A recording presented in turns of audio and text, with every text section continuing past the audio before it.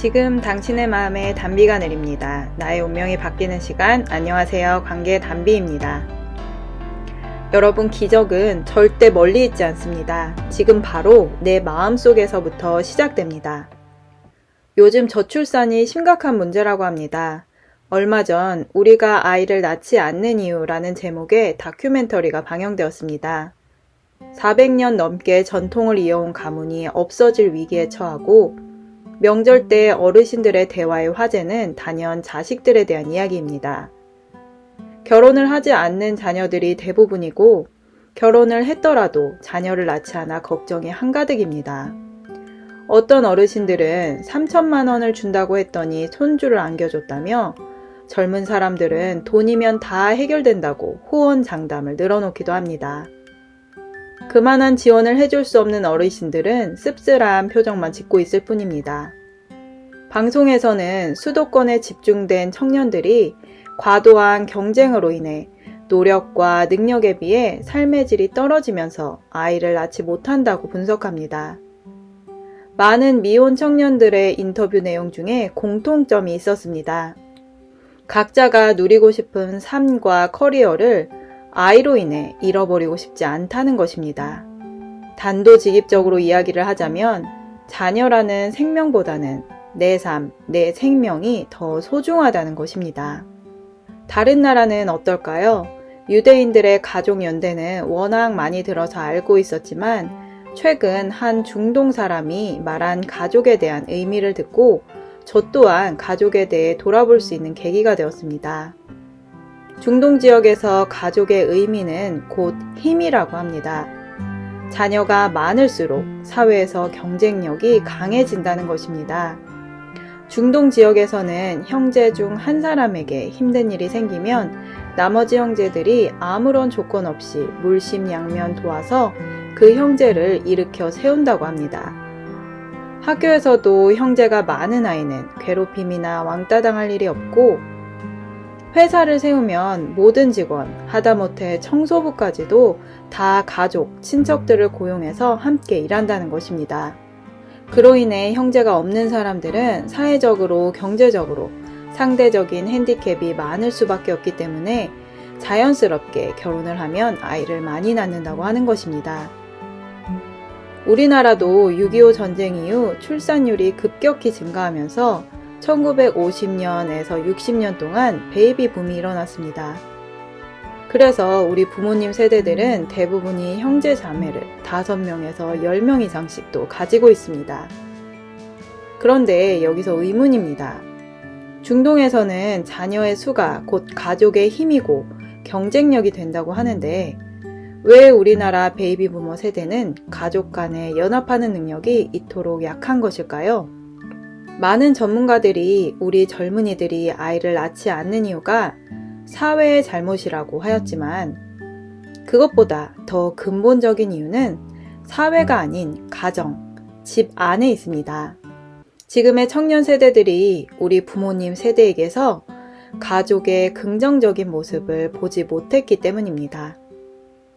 저도 부모님 세대들이 형제들 간에 갈등하는 모습을 보고 자랐고 주변 사람들의 이야기를 들어봐도 어느 집안이나 문제없는 집안이 없다고 할 정도로 집안에서 일어나는 문제는 심각합니다.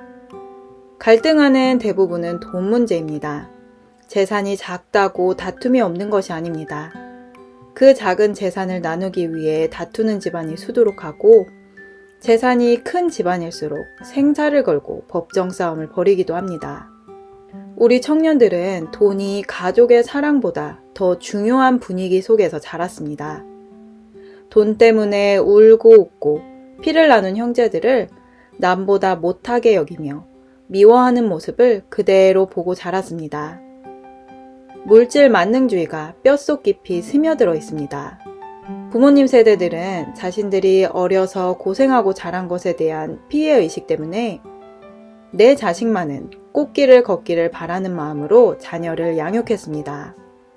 남자들에게 가르쳐야 할 가장의 의무를 가르치지 않고 돈, 명예, 권세를 가지는 방법만을 가르쳤습니다.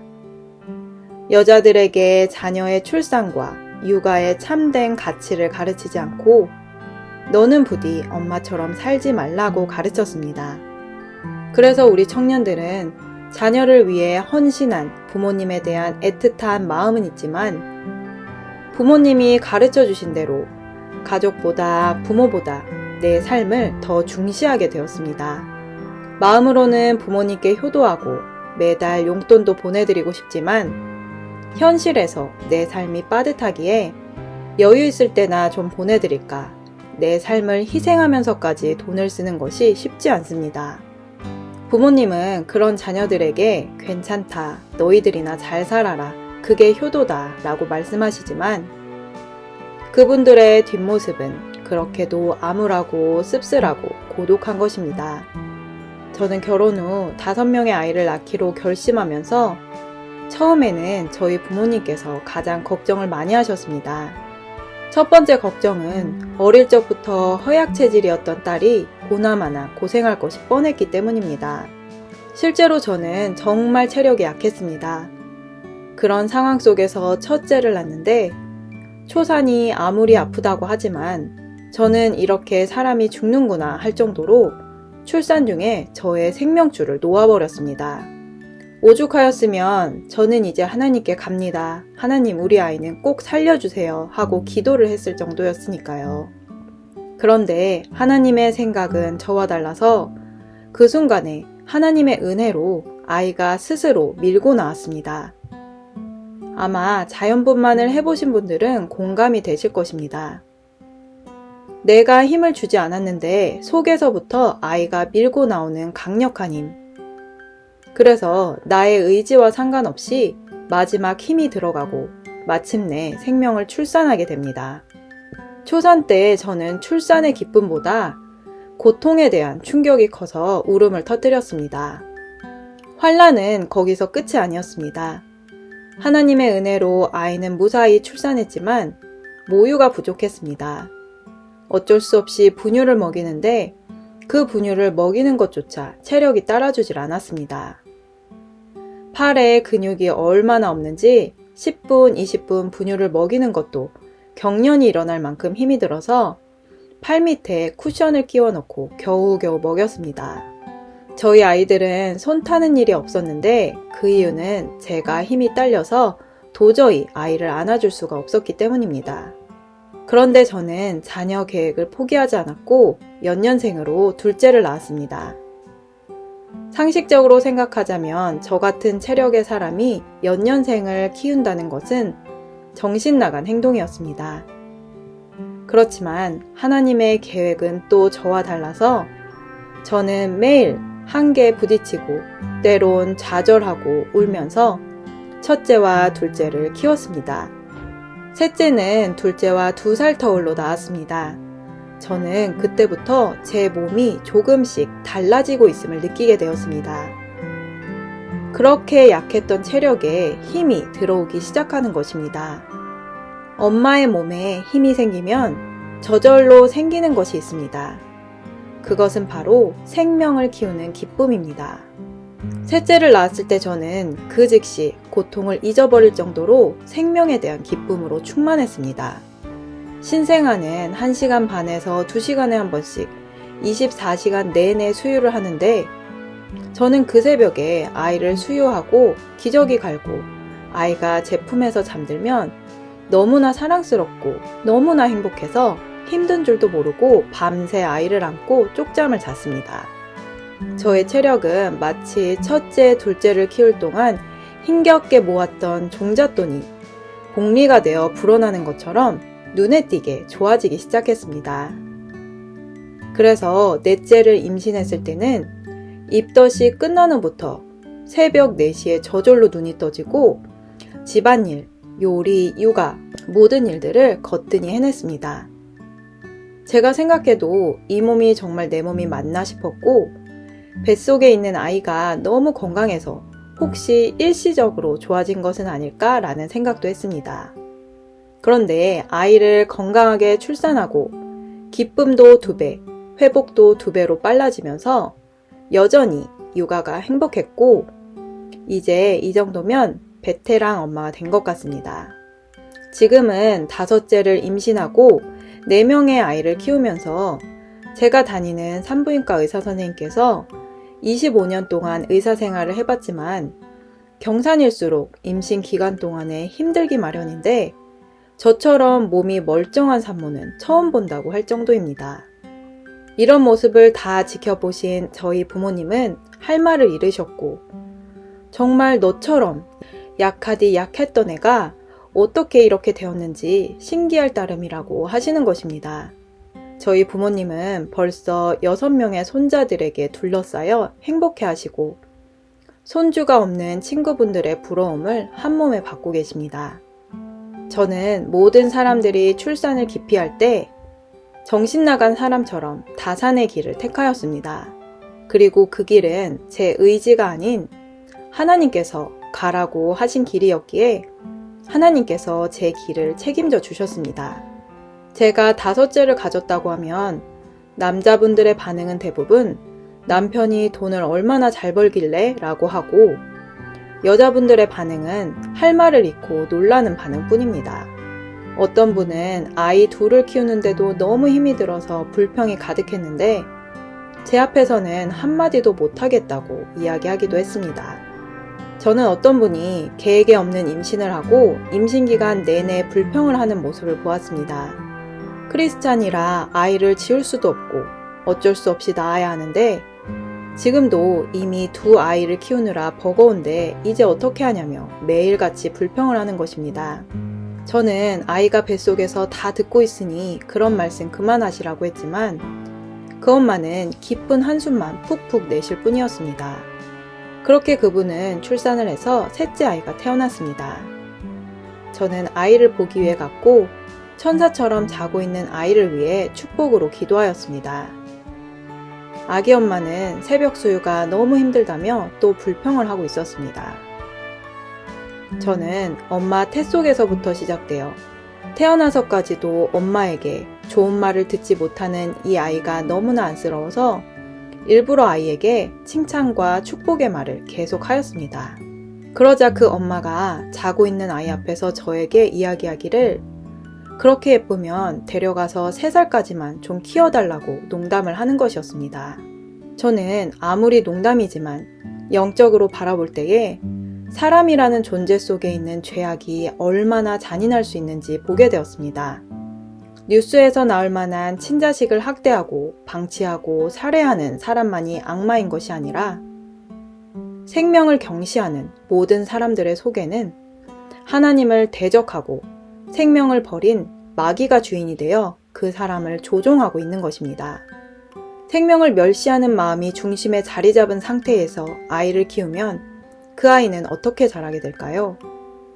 공부를 아무리 잘 가르치고 돈명의 권세를 얻어 성공한다고 할지라도 마음에 채워지지 않은 사랑 때문에 애정 결핍으로 늘 불안하고 자기 자신을 다스리지 못하는 불행한 삶을 살아가게 됩니다.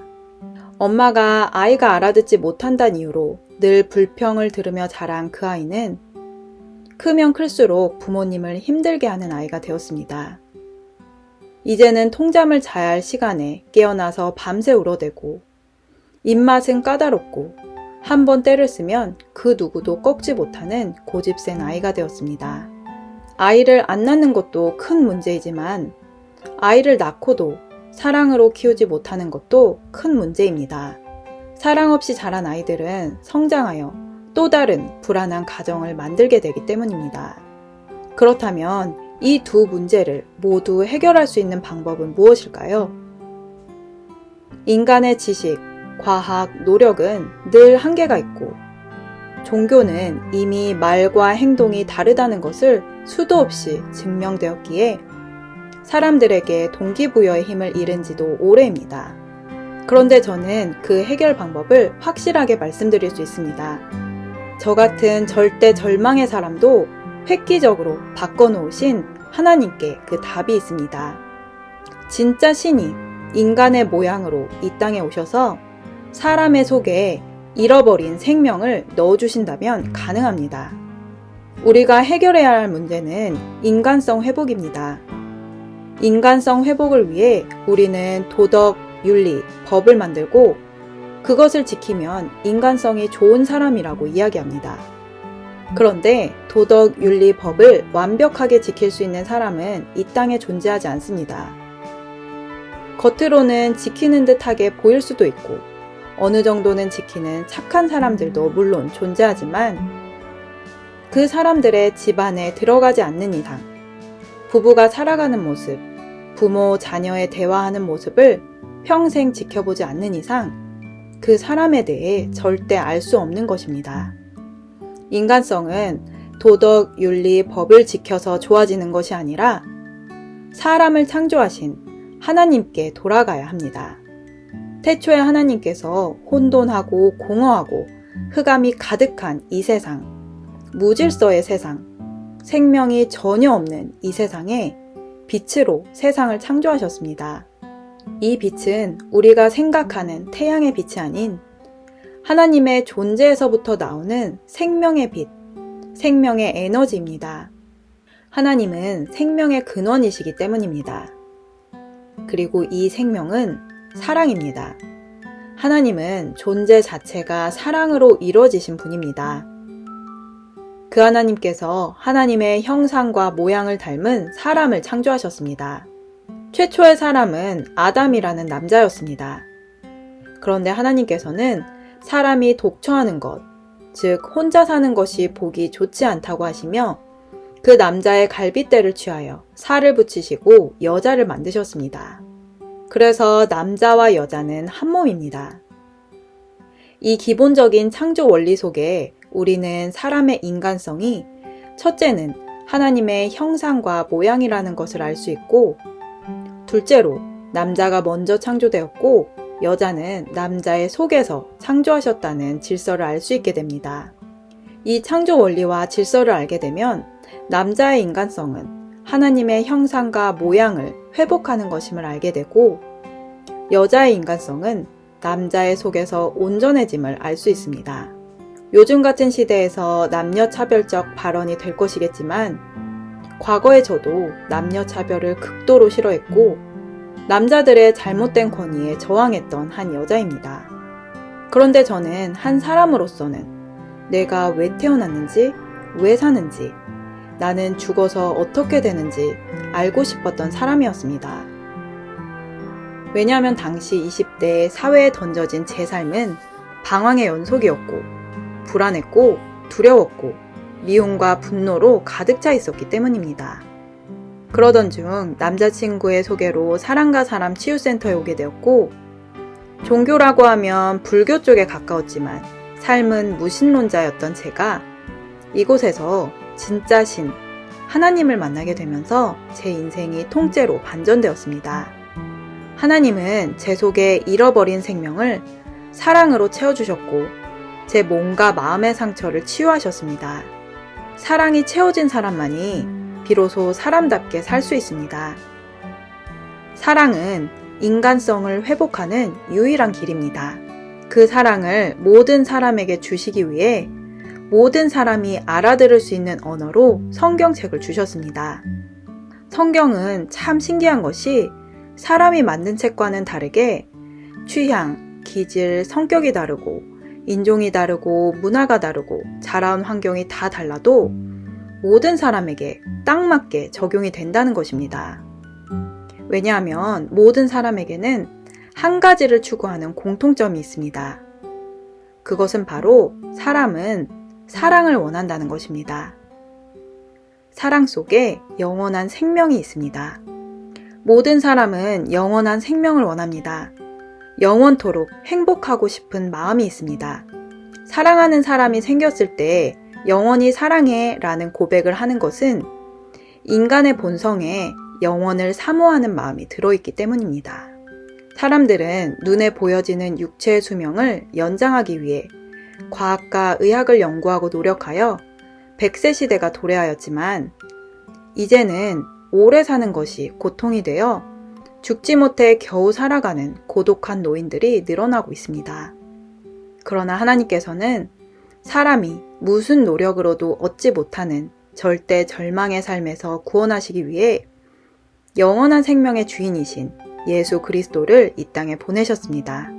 신이지만 사람으로 오셔서 사람의 모든 죄와 허물을 지고 십자가에 못 박혀 모든 피를 다 쏟을 때 그 피값으로 사람을 사시고 다시 하나님의 자녀로 회복될 수 있기 때문입니다.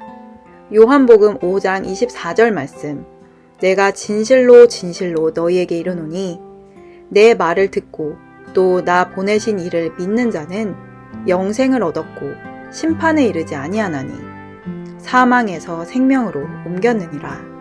마귀의 유혹에 넘어가 마귀의 종이 되어 사랑을 잃어버리고 생명을 경시했던 사람들이 다시 사랑할 수 있는 길, 다시 생명을 기쁨으로 낳고 키울 수 있는 길은 오직 예수 그리스도의 피의 사랑을 믿는 것입니다. 믿음으로 예수님의 생명이 내 안에 들어오고 내 안에 있던 마귀가 쫓겨납니다. 예수님의 사랑 안에는 우리 젊은 세대들이 절대 포기할 수 없다고 하는 내 자신이 사라집니다. 진짜 사랑은 나는 없고 너를 위해 살아가는 것입니다. 이렇게 사는 것을 세상에서는 가장 바보 같은 짓이라고 이야기합니다. 그러나 예수님의 사랑 안에서 그렇게 살아갈 때에 하나님이 내 삶을 책임져 주시고 세상이 빼앗을 수 없는 축복과 행복으로 이끌어 주십니다. 저는 이 말씀을 믿고 10년 가까이 신앙생활을 해오면서 시간이 흐를수록 이 사랑에 확신이 들어서 이렇게 주님의 사랑을 전하며 살아가고 있습니다. 예수님을 믿는 분들이라 할지라도 사랑을 모르고 내 삶에 사랑을 적용하지 못하면 무신론자보다 더 힘든 삶을 살아가게 됩니다. 저희 사랑과 사람 치유센터에서는 예수께서 주신 진정한 사랑을 받아 마음과 관계를 치유하고 가족의 회복을 통해 생명 안에서 축복을 누리는 길로 인도하여 드립니다. 이 영상을 보시고 하나님의 사랑을 배우고 그 사랑으로 새로운 삶을 살아보고자 하시는 분들이 있다면 영상 끝 이메일로 연락 주시길 바랍니다. 오늘 영상은 여기까지입니다. 끝까지 시청해주신 여러분 감사드립니다. 영상이 도움되셨다면 구독, 좋아요, 알림 설정을 부탁드립니다. 누구나 아름답습니다. 누구나 희망이 있습니다. 이상 메마른 관계의 담비 같은 소식을 전하는 관계의 담비였습니다. 오늘도 행복한 하루 되세요. 감사합니다.